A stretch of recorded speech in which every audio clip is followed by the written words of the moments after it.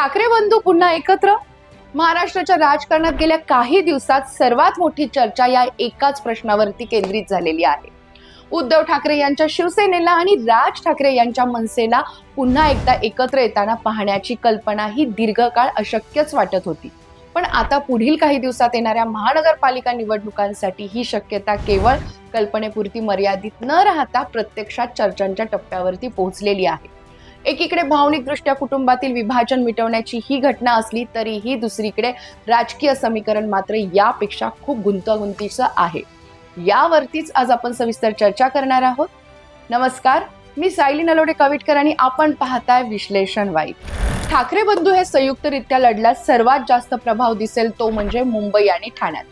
शिवसेनेची पारंपरिक मतं आहेतच, मनसेचा आक्रमक मराठी स्टँड आणि 2 दशकाची ब्रँड व्हॅल्यू, हे सर्व एकत्र आल्यास स्थानिक पातळीवरती मोठा मतांचा टक्का तयार होऊ शकतो, वाढू शकतो. दुसरीकडे पाहिलं तर पुणे आणि पिंपरी चिंचवडमध्ये मनसे लोकप्रिय नसली फार तरीही उद्धव राज एकत्र आल्यानंतर समीकरणं ही बदलण्याची शक्यता नाकारता येत नाही. नाशिकमध्ये पाहिलं तर मनसेची मोठी ताकद आहेच, म्हणजेच काय तर संयुक्तरित्या लढल्यास दोनही अपक्षांसाठी ही एक नामी संधी ठरू शकते. हा निर्णय ठाकरे बंधूंना राजकीय दृष्ट्या फायदेशीर ठरू शकतो का? तर निश्चितच. दोघांच्या मतांचा एकत्रित परिणाम हा भाजप विरोधी मराठी मतांवरती प्रभाव टाकू शकतो. शिवसेना उद्धव गटाला गमावलेल्या काही पारंपरिक गटांना आकर्षित परत करण्याची ही संधी मिळू शकते, ही संधी असू शकते. तर दुसरीकडे मनसेलाही मोठ्या व्यासपीठाचा लाभ होईल. शिवसेनेच्या मराठी अस्मिता या थीमला मनसेची आक्रमक प्रतिमा बूस्टर प्रमाणे काम करू शकेल. पण या चित्रात एक मोठा धोका हा महाविकास आघाडीसाठी उभा राहतो. तो धोका म्हणजे काँग्रेसने मनसेसोबत जाण्यास नकार दिल्यानं महाविकास आघाडीचं बेसिक गणित हे ढासळू शकतं. उद्धव राज युती म्हणजे महाविकास आघाडी बाहेरील नवा फ्रंट तयार होण्याची शक्यता आहे. परिणामी विरोधकांची मतं ही अधिक विखुरली जातील. हे विखुरलेले मतांकन सर्वाधिक फायद्याचं ठरेल ते म्हणजे भाजपला. भाजप एकसंध मतांच्या ताकदीवरती मैदानात उतरणार असल्यानं विरोधी मतांचे तुकडे हा भाजपसाठीचा मोठा सकारात्मक घटक ठरेल.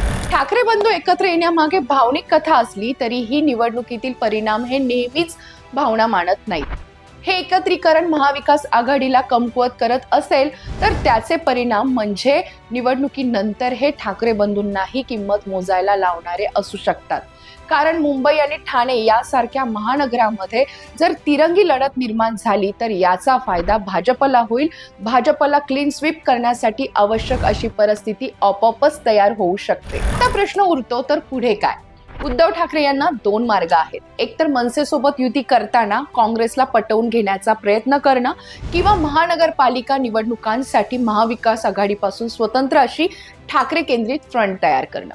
तर राज ठाकरे यांच्यासाठी देखील हा क्षण, ही निवडणूक ही निर्णायकच ठरू शकते. हे त्यांच्यासाठी पुनर्जीवनाचं दार उघडू शकते किंवा पुन्हा एकदा अपुऱ्या मतांमुळे मर्यादित परिणामच देऊ शकते. एकूणच पाहता ठाकरे बंधूंच्या युतीचा निर्णय हा केवळ कौटुंबीय राजकारणाचा पुनर्मिलाप नसून महाराष्ट्रातील विरोधी राजकारणाची नव्यानं होणारी पुनर्रचना आहे. मतांची विभागणी, महाविकास आघाडीचं अस्थिर भविष्य आणि भाजपची मजबूत संघटना, या सर्व घटकांच्या छायेत पुढच्या निवडणुका आणखीन रंजक आणि ध्रुवीकरणयुक्त होणाऱ्या आहेत. तुम्हाला काय वाटतं? तुमची मतं आम्हाला कमेंट बॉक्समध्ये नक्की सांगा आणि असेच विश्लेषणात्मक व्हिडिओज पाहण्यासाठी विश्लेषण वाईब या आपल्या YouTube चॅनलला नक्की सबस्क्राईब करा. धन्यवाद.